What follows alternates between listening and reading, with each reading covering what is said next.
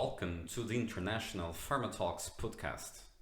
As always, I'm your host, Diogo Sousa-Martins, and in this podcast, we will talk about strategies and tips to address the importance of pharmacovigilance in the pharmaceutical industry in order to broaden your perspective on this topic and best practices so you better manage your assets. Don't forget to subscribe for more podcasts about the hot topics in pharma every weekend. As always, if you want to connect with me, please send out an email to podcast@elssolutions.com.br and you'll have an answer from me in 24 hours. This episode will focus, as I told you before, on the theme pharmacovigilance, and I will talk about the importance of this area, mostly centered in the manufacture, regulation, even sale of drugs. In the 50s and 60s, thousands of cases of phocomelia arose, which is a rare congenital malformation caused by the use of thalidomide, which was used to prevent nausea in pregnant women. Reviewing the pre-marketing studies of this drug, a misinterpretation of the data was found, generating greater concern about safety standards. And it was from this that the pilot phase of the International Program for Monitoring Adverse Drug Reactions was implemented by the World Health Organization. This concept was produced to guarantee the quality, safety, good use and efficacy of drugs, which is currently run by the Uppsala Monitoring Center, located in Sweden, bringing together more than 148 countries. As we all know, medicines are of great importance in the health area, as they have, of course, the responsibility to improve people's quality of life. However, even if they are efficient, they must always be used properly and be safe for those who use them. Having three requirements before its approval by the National Regulatory Authority, one of them being good quality, the other effective, the other is safety. While the first two criteria must be met before any consideration can be given to approval, the issue of safety is less exactly, as it is not absolute and can only be judged in relation to effectiveness, requiring regulatory review to decide what the acceptable safety limits are or will be. The pharmacovigilance, then, is a broad term that describes the collection, analysis, monitoring, and prevention of adverse events of drugs and therapies.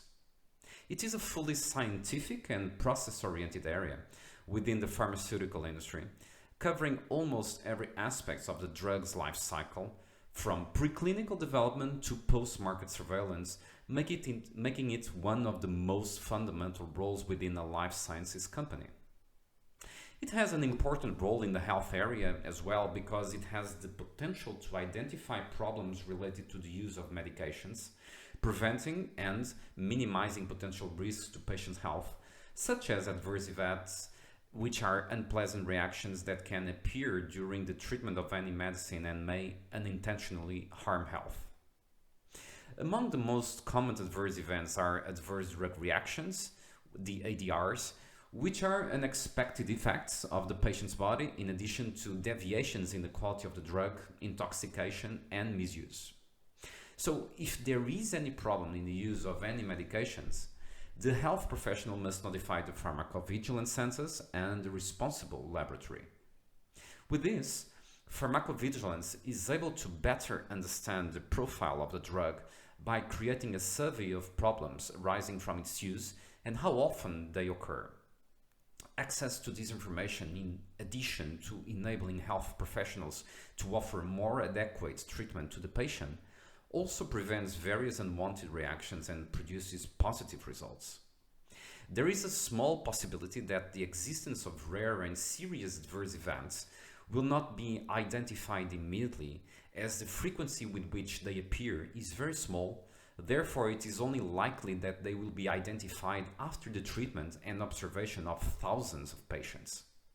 The pharmaceutical industry plays an equally important role, as it will ensure that drugs reach the consumers safely, as the pharmaceutical industry has a team prepared to collect and evaluate data on possible causes of adverse reactions related to the use of drugs, managing this information, and making the results obtained available to pharmacovigilance social entities.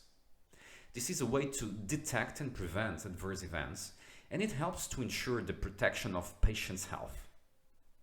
The customer service, or SAC as we normally call it, is mandatory in the pharmaceutical industry, having the function of guiding patients on the correct use of medicines, and it also receives notifications of suspected reactions associated with the use of drugs.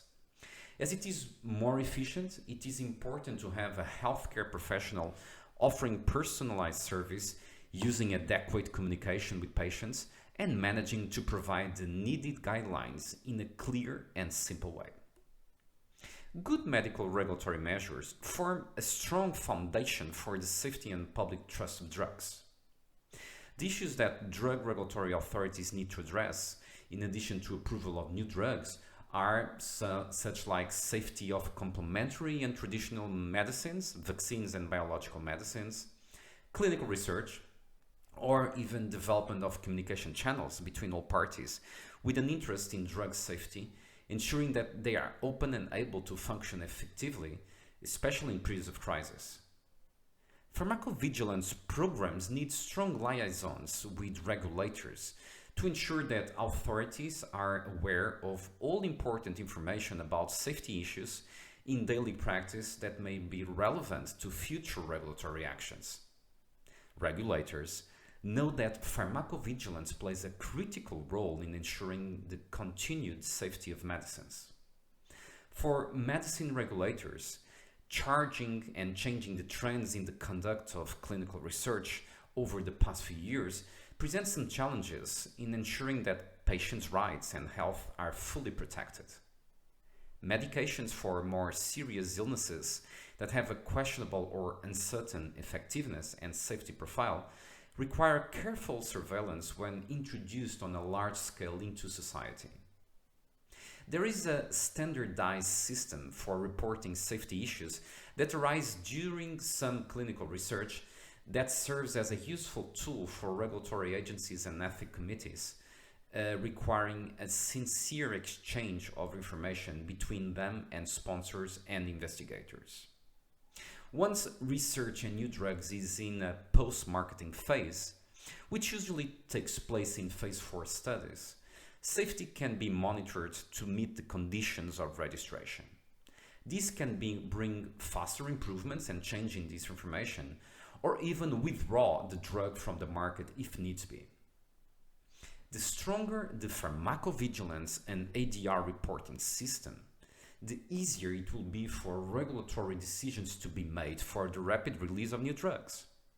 In most countries, the legislation that governs the regulatory process allows for the establishment of conditions for registration, with the requirement that there is a need for detailed pharmacovigilance in the first years of the drug's release on the market.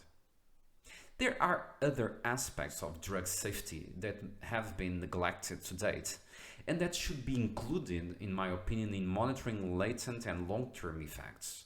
These include, but not limited to, identification of drug interactions, the systems for comparing the safety profiles of drugs of the same therapeutical class, the measurements of environmental impact of medicines used in large population, or the surveillance of adverse human health effects of animal drug residues, for example, antibiotics or hormones.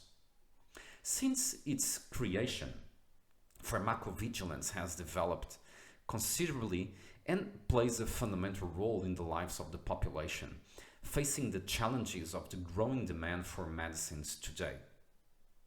We then, of course, know that all medications can have some harm.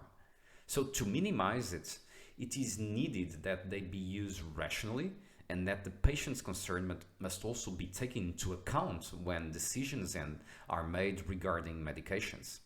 However, this risk of harm, as I call it, is lower when the drugs are used by informed health professionals and by patients who understand and are responsible.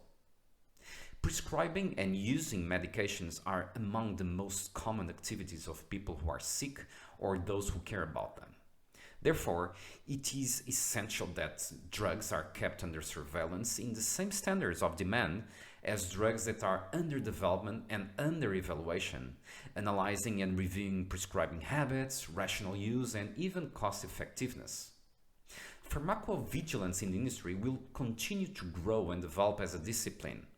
In the past, pharmacovigilance units have spent substantial proportions of their time reporting single cases to regulatory authorities around the world, fulfilling widely different local requirements.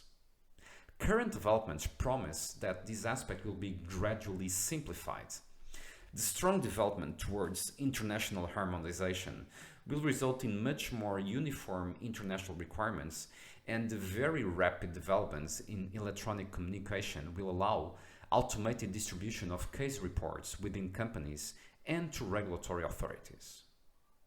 The future focus of pharmacovigilance work will be on the science more than on the formal regulatory aspects, although these obviously will continue to be important. Developing and using tools from instance epidemiology or health economics will allow much better judgments of the real impact of treatments on public health and the cost of healthcare.